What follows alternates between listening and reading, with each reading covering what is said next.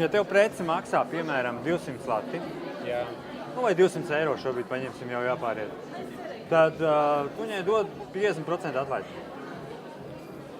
Tas ir skaidrs, jo kupons, un tad tālāk ir kupons, kuru cilvēks jau nopērk. Viņš maksās tātad 100 eiro.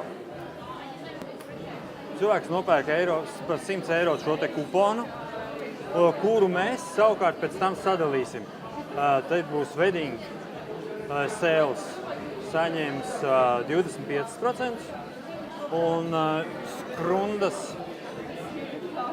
kā ir pareizi? Skrundas muižas.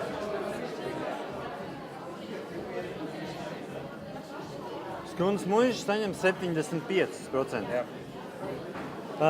Un pēc tam šie te, tātad 100% šitas te, tiks sadalīts sekojoši, kā jūs saņemsiet naudu. Naudu jūs saņemsiet 60% jūs saņemat pirmajā mēnesī, nākamajā kalendārajā mēnesī, līdz pirmajās 3 dienās 60% jau mēs pārskaitam jūsu kontā. Otros 40% mēs saņemsim tad, kad klients, kurš būs iegādājies šo te, atbrauks pie jums, nopirks preci vai pakalpojumu, jūs viņam to sniedzat, jūs saņemsiet atpakaļ. Tad, kad jūs parādīsiet ID mums, tad mēs jums pārskaitīsim otros 40%.